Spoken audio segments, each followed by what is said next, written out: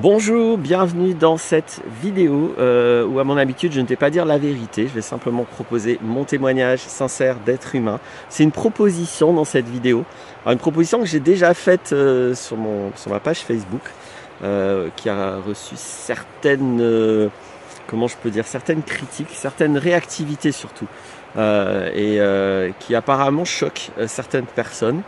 Donc je vais persister avec cette proposition et je vais surtout expliquer pourquoi, et ça va me donner une occasion de nuancer quelque chose que je trouve vraiment très important concernant la délation. Je vais proposer quelque chose qui pourrait passer pour de la délation et je vais expliquer pourquoi ça n'en est absolument pas et voir c'est tout à fait le contraire. Je vais expliquer pourquoi de mon point de vue, je vais poser la transparence en concurrente de la délation et surtout en concurrente de comportements manipulateurs. La transparence que j'ai proposée ne cible pas la délation, elle cible les comportements manipulateurs dans certains champs particuliers. Je vais clarifier tout ça, je vais expliquer de mon point de vue quels sont les comportements qui ciblent une transparence, pourquoi ça n'est pas de la délation, pourquoi c'est important, encore une fois de mon point de vue, vous allez vous sentir très très libre d'être d'accord ou pas avec moi, je n'ai pas de problème avec ça, je ne demande absolument pas l'adhésion, je ne cherche pas à convaincre, je cherche à être très clair avec ce qui me semble utile, voire très important. Pourquoi je dis très important? En fond de la vidéo que je vais faire là, j'assume un regard qui est très personnel, qui est que sur la planète Terre, l'humanité a un énorme problème avec la manipulation, les mensonges, la malsincérité, le manque de responsabilité, etc. Je pense que ça fait des dégâts monumentaux, je pense que c'est une catastrophe. Je pense aussi qu'il y a eu des cultures, alors à tort ou à raison, je n'étais pas là vraiment pour le vivre, mais selon les informations que j'en ai tirées, il me semble qu'il y a eu des cultures assez candides, assez transparentes, assez honnêtes, assez responsables, et que la culture européenne occidentale, qui n'est absolument pas, qui n'a absolument aucun problème avec les mensonges et la manipulation, c'est mon point de vue que j'assume et qui est vérifié pour moi de nombreuses fois. Ça ne veut pas dire que tous les occidentaux sont des menteurs, des manipulateurs, hein. Je parle de la culture, du mouvement, du collectif culturel. Et globalement, ce mouvement, avec les autorités en tête, n'ont aucun problème à mentir, à manipuler. Et on a réussi de cette manière à détruire, vraiment génocider d'autres cultures. En faisant des accords avec l'intention de ne pas tenir les accords. Ça a été un grand classique, hein, notamment en Amérique, où à chaque fois on a dit bon ok, on fait un accord, on fait la paix, on s'arrête là, et le but c'était juste de calmer les esprits pour ensuite continuer et mentir à chaque fois sur les véritables intentions qui n'ont jamais été pacifiques. Ça c'est par exemple c'est un des exemples. Donc je pense qu'il y a un énorme problème, que ce soit cette histoire de colonisation historique, mais même actuellement là tout de suite. Je pense qu'il y a un énorme problème avec la manipulation et je pense que l'humanité s'en porterait beaucoup mieux si on avait des solutions efficaces. Nous, les personnes qui n'avons pas envie d'entrer en manipulation, de mentir, qui avons envie d'être honnêtes, d'être transparentes, il y a des personnes comme ça. Ça ne veut pas dire qu'on est des anges, ça ne veut pas dire qu'on est parfait, ça ne veut pas dire qu'on est meilleur que les autres, ça ne veut pas dire qu'il n'y a jamais des travers, etc. J'ai déjà fait une vidéo sur est-ce que tout le monde ment, donc je ne vais pas revenir là-dessus, allez voir si vous pensez que tout le monde ment et qu'on peut dire ça. Moi je ne suis pas d'accord qu'on puisse dire ça, donc allez voir cette vidéo éventuellement, ou si vous ne la trouvez pas, vous commentez, je vous envoie le lien. C'est pas le propos ici. Je pense qu'il y a des gens qui souhaitent une société transparente et honnête, et nous qui souhaitons ça, nous avons besoin de solutions vis-à-vis des comportements manipulateurs, et des solutions qui fonctionnent. Pour l'instant, je trouve que nous n'en avons pas, que nous sommes trop naïfs vis-à-vis à la fois des manipulations et surtout des conséquences terribles des manipulations. Ça nous coupe du réel, ça crée des systèmes complètement fallacieux, complètement vicieux même, je trouve, en tout cas très violents, très irrespectueux. Et voilà le fond, je voulais le dire parce que c'est ça qui mobilise moi mon envie de la proposition que je vais faire. Ceux qui me connaissent depuis longtemps savent que je n'hésite pas à désapprouver ce qui pour moi n'est pas du jugement. Je ne vais pas revenir là-dessus encore sur la différence entre jugement, désapprobation. J'ai déjà fait des vidéos là-dessus. J'ai déjà expliqué que juger, c'est pas se taire du tout. Qu'il y a une différence entre juger et s'exprimer en constatant les choses ou en se positionnant. Ça n'a rien à voir.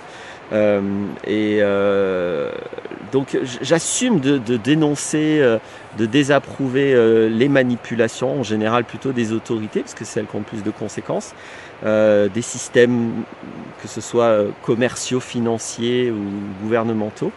Il n'y a pas de raison que je ne dénonce pas et que je ne désapprouve pas les manipulations des citoyens, et notamment dans un champ très particulier qui est le champ de la relation intime. Et donc c'est dans ce champ que je vais me situer dans cette vidéo. Il peut y avoir énormément de tromperies, de tricheries, de manipulations dans les relations intimes, que ce soit des couples ou justement que ce ne soit pas défini comme des couples. Et déjà l'intention qu'on va mettre en étant intime avec quelqu'un, ça peut être une intention transparente et sincère ou une intention manipulatrice, où on cache la véritable intention. Donc ça peut commencer là et puis ça peut continuer après dans les interactions qui sont mises en place dans cette relation. Et j'observe, puisque je suis thérapeute depuis 20 ans maintenant, que ça fait des dégâts monumentaux. Psychologiquement parlant, c'est une catastrophe d'avoir été victime de tricheries, de mensonges, de manipulations. C'est pas évident à dépasser. Ça fait énormément de dégâts psychologiques. Alors ça se répare aussi, hein, c'est aussi mon rôle, mais le mieux c'est d'avoir des solutions vis-à-vis de ça, de se protéger de ça, de ne pas sous-estimer l'aspect néfaste de subir des tricheries, des mensonges, des malsincérités, des manques de transparence, etc. Surtout donc dans le champ intime, surtout quand on y est impliqué, notre intimité physique, notre sexualité, c'est un champ beaucoup plus sensible psychologiquement parlant. On n'est pas tous égaux là-dedans, on n'investit pas tous la sexualité de la même manière, mais ça peut faire énormément ça peut avoir énormément de conséquences de subir ça. Donc je vais inviter dans cette vidéo à une solidarité sur ce sujet. C'est-à-dire que je ne vois pas pourquoi, si nous sommes témoins de comportements qui trichent, qui mentent, qui trompent, simplement on ne donnerait pas les informations de manière transparente, surtout si on a été pris à part, c'est-à-dire si une femme vient vers moi, une femme dont je sais qu'elle est dans une relation exclusive et qu'elle me drague, ça me met dans une situation spéciale. Alors évidemment ça peut être dans l'autre sens, ça peut être un homme qui vient draguer ou tenter de coucher avec une femme alors qu'il est engagé dans une relation exclusive, donc on peut à la fois être acteur d'une tromperie, même quand on ne cède pas et même quand on dit non. Moi je fonctionne pas comme ça, où on peut être témoin. Et il y a une espèce de tabou social pour l'instant qui est on ferme sa gueule, on dit rien. Surtout que c'est pas évident, faut reconnaître. On peut très bien aller dire, tu sais, ton mec il est venu me draguer en fait, ou tu sais, ta femme elle est venue me draguer. Et ça peut très bien ne pas plaire, ne pas convenir à la personne, même qui est trompée. Après tout, chacun est libre de tolérer ou pas ceci, de fermer les yeux ou pas à ceci. Mais ça c'est indépendant, je vais y revenir. Donc la responsabilité c'est moi, je fais quoi? Si je suis porteur d'une information, que je considère comme un comportement grave, ça va être ça en fait la différence. Qu'est-ce que je fais? Est-ce que je dois obéir à une loi du silence? Est-ce que je dois me taire? Est-ce que j'ai le droit d'être transparent et de dire moi j'ai été témoin de ça? Quand on est témoin d'un crime, on va pas appeler délation le fait de dire j'ai vu un crime, j'ai vu quelqu'un tuer quelqu'un ou j'ai vu quelqu'un violer quelqu'un. Là c'est même encouragé par la société de dénoncer un crime et de dire ce dont on est témoin. Alors évidemment, mentir, manipuler, c'est pas un crime. On n'est pas au même niveau non plus, on peut pas faire cet amalgame. Mais chacun est libre de dire, ok, c'est vrai que c'est pas un crime légalement parlant, mais pour moi c'est quelque chose de très grave et j'ai envie de le considérer comme si j'étais témoin de quelque chose de encore plus grave peut-être, d'un crime. Mais je vais utiliser la même posture, le même comportement. Je vais être transparent et je vais révéler les informations pour que ça se sache que telle personne, elle triche, elle trompe. Donc j'encourage moi à ça. Il y a un mouvement, j'accompagne en fait, c'est pas moi qui ai eu l'idée, hein. mais j'observe qu'il y a un mouvement sur les réseaux sociaux de ça. Alors il y a eu les trucs de balance ton porc, balance ton, etc. où là c'est carrément pour le coup des crimes, des tentatives de viol ou des viols, donc ça c'est un crime. Mais là il y a un mouvement qui va aussi sur les tromperies là-dedans. En gros, balance ton trompeur ou ta trompeuse, quoi, je sais pas comment on dit, mais la personne qui t'a trompé. Et qui parfois finit très très bien, parfois finit très très mal. C'est pas parfait, il va y avoir des conséquences, dont des conséquences imprévisibles, comme tout le temps. Le fait de se taire aura des conséquences imprévisibles, le fait de parler aura des conséquences imprévisibles. Donc j'invite à ne pas aller sur ces terrains-là, parce que on est dans des arguments massus. Oui, évidemment que ça a des conséquences, qu'elles ne seront pas toujours favorables. Mais se taire, exactement pareil, il y aura des conséquences qui ne seront pas toujours favorables. Donc la question c'est plus qu'est-ce qui me rend légitime à faire ça, est-ce que c'est de la délation ou pas. Donc je voulais argumenter sur la délation parce que quand j'ai proposé ça, quasiment tous les retours que j'ai eu critiques, c'était des sophismes par association, c'est-à-dire que on me reprochait de vouloir faire de la délation, c'est-à-dire on essayait d'associer ce qui pour moi est une solidarité entre personnes honnêtes et transparentes à de la délation. Et je vais expliquer pourquoi ça n'en est pas. Et donc, je peux pas me contenter de dire non, c'est pas de la délation. Il faut que j'argumente. Moi, j'aime bien la dialectique, pas la rhétorique.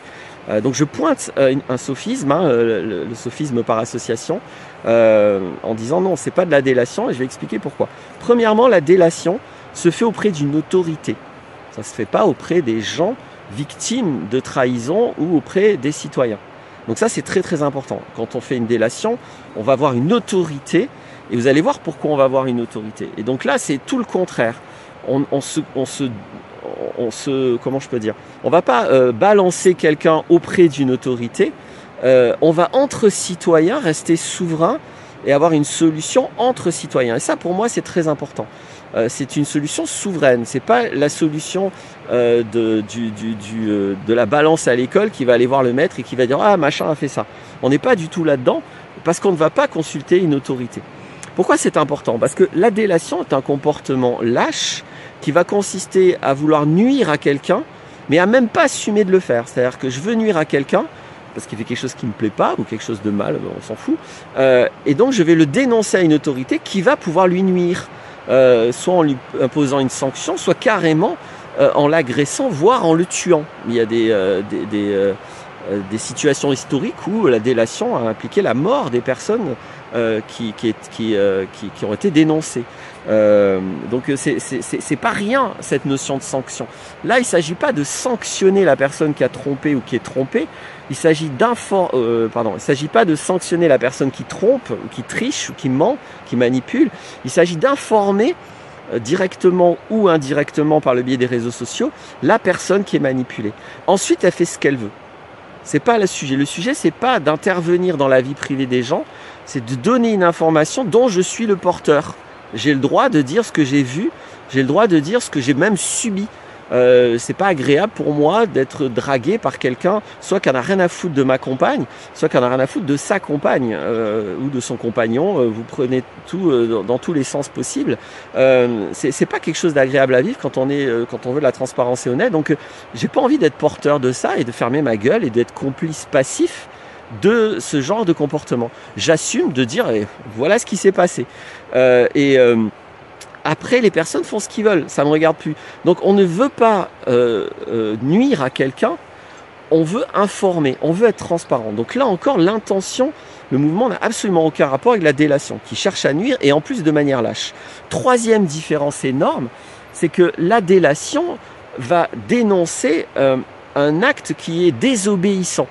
Quand on fait une délation auprès d'une autorité, c'est parce que quelqu'un a désobéi à cette autorité. Et on va voir l'autorité, on va dire « Ah, vous avez dit qu'il faut faire ça, machin n'a pas fait ça. Ah, le méchant. Vite, allez le punir. » Donc ici, c'est absolument pas le sujet. On ne dénonce pas un acte désobéissant. Oui, on ne dénonce pas un acte désobéissant, on dénonce une manipulation. On dénonce quelque chose qui est irrespectueux, qui est une tricherie, qui est une tromperie. Donc on est complètement dans l'autre camp. Donc pour ces trois raisons, c'est pas honnête, je vais oser le dire, d'associer cette proposition d'être solidaire entre personnes qui ont été trompées qui subissent de la manipulation à de la délation. Ça n'est pas honnête d'associer les deux choses, ça ne l'est pas. Après, on peut pour autant ne pas souhaiter faire ça pour X raisons, trouver des raisons honnêtes. N'allez pas chercher des sophismes par association avec un comportement qui effectivement est lâche, violent, mais qui n'a absolument rien à voir, qui n'a pas les mêmes intentions, qui n'a pas les mêmes tenants et qui n'a pas les mêmes aboutissants. Donc on n'est vraiment absolument pas dans quelque chose de comparable. C'est surtout ça que je voulais clarifier dans cette vidéo. Après, voyez ce que vous voulez faire vous de cette proposition, voyez quelle personne vous voulez être. Il y aura des conséquences à être passif, il y aura des conséquences à être actif et à être transparent et à dénoncer et à désapprouver certains comportements. J'insiste, ça n'est pas non plus du jugement. Allez voir mes vidéos sur le jugement. Il n'y a pas de notion de sanction. Quand on juge, on est dans la sanction. On a juste le droit de dire, moi, j'ai vu ça, je suis témoin, voilà ce que j'ai vu. Après, faites ce que vous voulez, ça ne me regarde pas. Je juge pas ça, mais voilà ce qui s'est passé. J'espère que ça servira, que ce sera utile. Vous comprenez que moi, mon intention, c'est que la société investisse la solution de la transparence. Les manipulateurs détestent la transparence parce qu'ils ne peuvent plus manipuler dans la transparence. Les manipulateurs ont une autoroute à partir du moment où il y a la loi du silence, où il y a le tabou, où celui qui dit qu'il a vu une manipulation quelque part, c'est lui le méchant, c'est lui qui fait quelque chose de mal, de pas beau, alors que non, s'il y a un problème, c'est le manipulateur qui a fait quelque chose, et si c'est pas un problème, il y a pas de raison de pas en parler. Si le manipulateur assume vraiment ce qu'il a fait, il n'y a pas de raison de le cacher. Ou la manipulatrice évidemment. Voilà, voilà mes arguments, voilà ma proposition, vous en faites ce que vous voulez. À bientôt pour d'autres vidéos.